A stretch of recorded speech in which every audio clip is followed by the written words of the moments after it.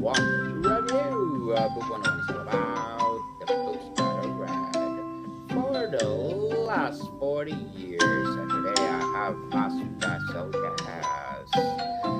He is the seed sower coach as well as the author of the book Thoughts for Kids and Other People's Kids, none other than Mr. Kirk McCarley. Mr. Daniel Lucas, thank you for hosting me today. You are most welcome, Mr. Kirk. And can you please introduce more about yourself that I miss? I'm a Christ follower, I'm a husband, I'm a father, I'm a grandfather, I am an executive and career coach. I am an employee of a little subsidiary of the Disney Corporation known as ESPN. I teach spinning classes, I cycle an awful lot, and now we can add author to that list of identifiers. Yes, definitely. And thank you so much for sharing your knowledge and wisdom to the world. Hoping for more and more empowering books like this to come, and more empowering coaching for sure. So tell us, what was a pivotal moment of or life event that moved this from general idea to a book you felt compelled to write for your children and the wider world? Daniel, I'll tell you a little bit of the story. I became a coach late in life, and how I stumbled upon or moved into, I should say, that occupation is this was about 12 years ago. I hired a coach myself. I had had a long career in human resources and trying to figure out what I wanted to do next as I entered the at least third quarter and now maybe fourth quarter of life. So I met with this coach. We considered several different things, but it was about the third meeting I had with that person. And I said, I want to become a coach like you. So embarked upon that journey, went back, got a little bit more education and schooling to prepare me to step into that profession. Now, with starting your own business, that's going to require developing a website, getting uh, set up as a corporation, so becoming an LLC. And with the website comes marketing. One of my marketing tools was blog writing. So I wrote one blog, and then two, then five, then 10. And eventually these blogs began to take on a life of their own. Blogs that were mostly catered towards people that are trying to figure things out about life, how to become successful in life overall, maybe specifically in a profession. I mentioned I work for a small subsidiary of Disney called ESPN. So there's some sports stories in there. I've been an athlete and followed athletics for a long, long time. And eventually worked my way into developing a online monthly column in our local newspaper. So this is about 2 or 3 years ago. A couple of things happened. One, these 5, 10, 15 blogs now, or by that time, numbered about 100, and they're sitting out on my website. What do I do with them? The second thing is the publisher of the paper in which I write said, Kirk, you ought to write a book. And I thought about it for a few seconds. Yeah, you're right. I ought to. So that idea was birthed then. And over time, I already had the articles, and they are edited now, edited well, and put into this book that we referred to either earlier, Thoughts from My Kids and Other People's Kids. And that's kind of how the concept came into being. A motivating factor is there's something like 80% of the population that has a desire to write a book or a thought about writing a book. Probably less than 3% actually take the time, make the investment to go and do that. Well, Daniel, I am glad to be your first podcast this evening, but I'm also glad to be in the top 3% of folks that have Yes. written a book. And those are my motivating factors. That's at a high level how this project came into being. And well, congratulations, Mr. Kirk. Congratulations. The title mentions keys to success. How do you define success in this context? Is it more about character, happiness, and resilience than traditional metrics like grades, career, and wealth? Grades, I did okay. Wealth, I've done okay. Uh, but success is addressed in the book, specific chapters and allusions to that. And oftentimes, you're right, Daniel, there are KPIs and metrics that we want to assign to that. And oftentimes, in Western society, that plays out into what's your wealth accumulation, what's your portfolio, what are your possessions, what kind of car do you drive. I did okay, but I wasn't in the top 1%, probably not even the top 10%. But I found in my experience that is not success anyway. Success is, first of all, is there joy? Does that joy um, go out to others and they get the sense of what you were experiencing? Are you successful with your family? How do you know that? How do you measure that? Do you have a large network, relationships that you can count on people and they can count on you? Those are some of the elements that go into success. And the book is going to address that and some keys as to do you get to that point. And I think fundamentally it boils down, and this resonates throughout the book. If you're a leader, it's a common term, servant leadership. And what is that? The person that you're serving is viewed from your perspective as greater than you. How can you make their life better? If they're successful as a result of that, you are successful. So that's the premise on the keys to success.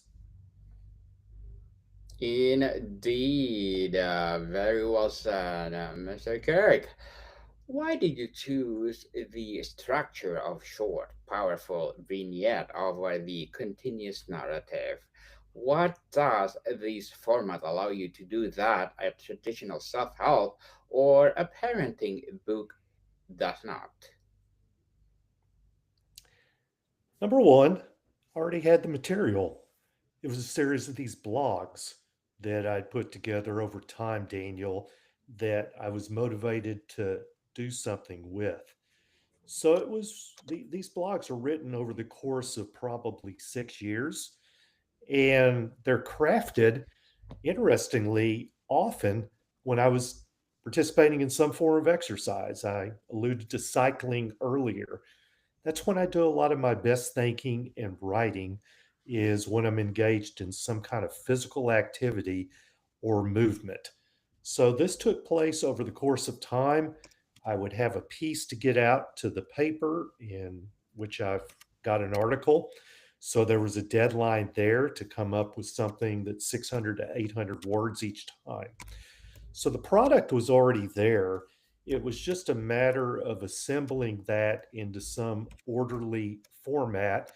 And what I did is once I took a look at the blogs that I thought were going to be worthy of this publication, what category would they best fit into? Was it a category of communication? Was it a category of leadership? Faith, spirituality, this idea of success, experiential, because people appreciate listening to stories. We're trained to listen to stories when our parents read to us when we were infants. That continues, and those can be wonderful parables for people that are trying to relate where they are to maybe what you've gone through, what you've seen, what you've observed, and where they want to go to eventually. And I hope that readers have found that to be the case, those that have read the book and those that will read the book. Well, Mr. Kirk, let's talk about on the specific keys and content. If you had to pinpoint one vignette that served as the absolute foundation for all the others, the most important key, which one would be and why? I think this idea of servanthood, and that incorporates a lot of different things, but I'm going to take one component of that specifically, and I'll borrow from The Seven Habits of Highly Effective Leaders by Stephen Covey. One of the components that is really near and dear to me, and I work on it constantly, and as an executive coach and career coach, it is essential to have that characteristic, and that is seeking first to understand, then to be understood. So often we want to get our message out, and we're so anxious to get that message out that we'll do it to the detriment of someone else. That is to say, Daniel, you comment, you make a statement to me. Am I already preparing to for how I want to respond to that? Or am I listening and listening intentionally to what you have to say, asking curious questions about that so that I make sure that you are heard? Then you're going to be receptive to listening to what I have to say. There's an interesting study that was done that relates to that a few years back about cultures worldwide. And it found that here in the US, in most areas, the average amount of time between one person speaking and the other person responding to that is about 1 second. In some of the northeastern regions of the country where they talk quite quicker, here in the US, maybe there's half a second. Some European cultures, it's minus 1/2 second. People are talking over each other. But we go to Asian cultures, and there's a lesson to be learned there because that time gap can be 4, 5, 6 seconds or more, giving the individual time to process and to allow the other person to know that they are genuinely heard. So, if there's an overriding communication lesson that comes from this book, that's it. Seek first to understand, then to be understood. Interesting, Mr. Kirk. Totally empowering. What is one piece of advice in the book that might seem counter interesting at first, but it's crucial for a well lived life?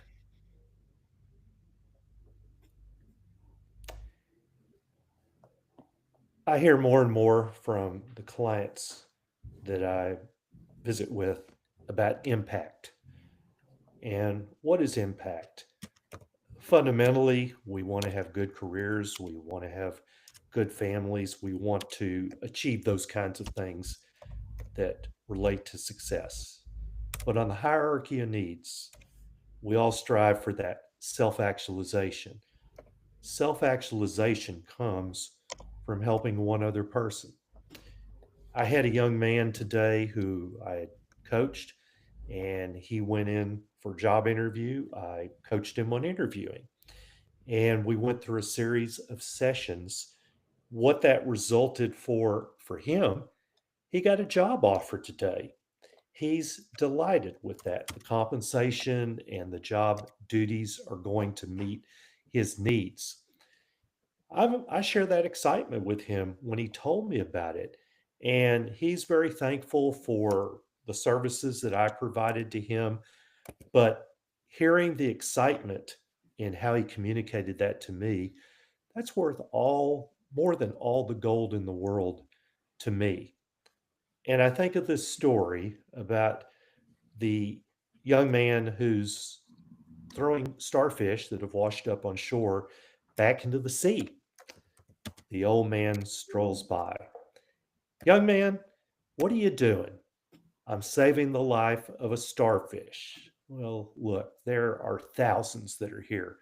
What difference can you possibly be making? I made a difference for one. That's impactful, changing the life or allowing change to happen in the life of another. And that's one of the messages that will come out of this book. Wow, amazing, Mr. Kirk. Truly, truly interesting book. As the seed sower coach, as well as an author, what are your short term and long term goals? My goals, number one, have impact. I had a glimpse of that today. Number two, to be a friend, a relationship to those that I come into contact with. And I'm given a wide latitude of opportunities in which to do that through writing, through coaching, through my work as a statistician for ESPN. Earlier today, I taught a spin class. So the participants in that group exercise program having impact on them. Tomorrow evening, my wife and I going to supper with some good friends of ours, listening to them, loving them, maybe having some influence on them and they on me, being receptive to that. My overriding goal is to do this for as long as I can. I am past normal retirement age, but I'm motivated by some people that are referred to in this book. People like Paul McCartney, who at 83 years old is still performing. John Glenn, who went into space at the age of 77. Bob Mendelsohn, who is not as well known as those individuals, but he's the person that got me involved in teaching spin class. When I was in my late 40s, he was in his mid 70s at that time. Bob is still teaching spin. He challenged me, Kirk, we ought to go become certified. And when somebody throws down the gauntlet like that, I'm often up for the challenge. Bob still teaches spinning. He's in his 90s now. These are the kind of people that I strive to be when I grow up, so to speak. Hmm, definitely. And good luck to your goals, Mr. Kirk. I'm looking forward for more success. What would be your piece of advice for those people out there want to be like you?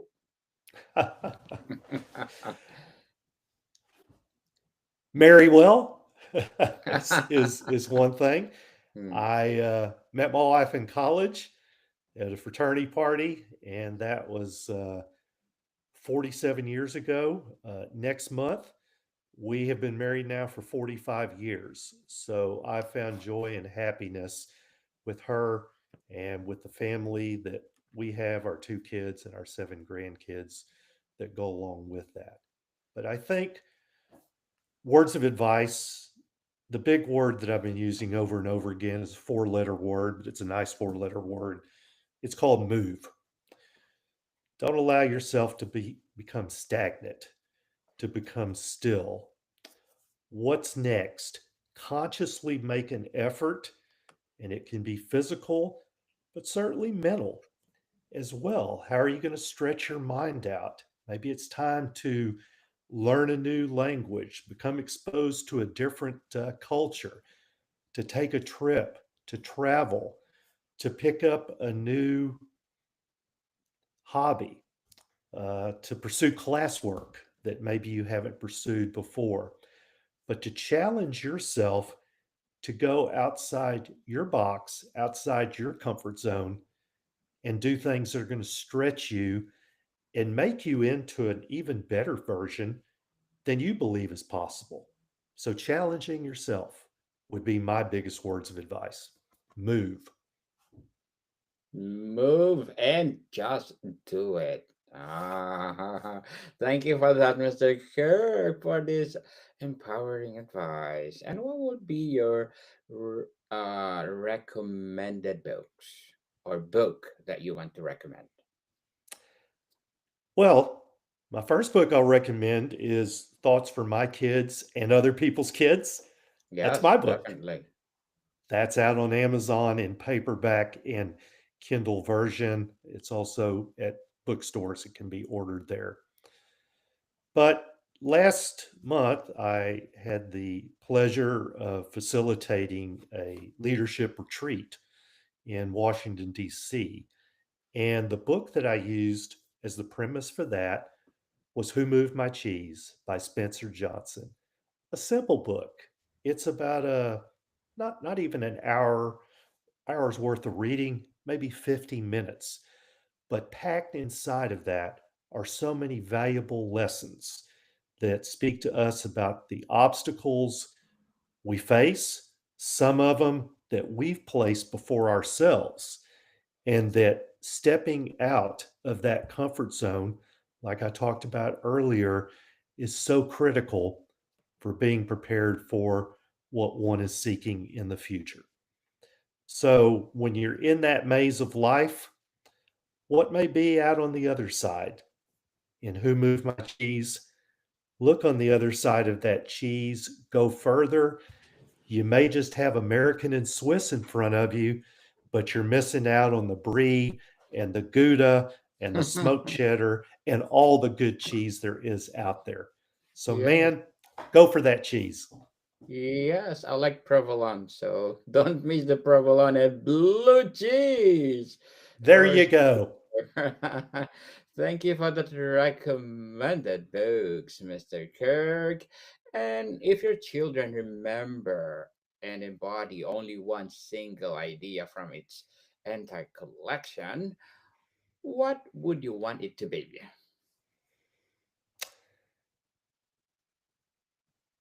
Make a difference in society, be a good citizen, and that may just be in your own home.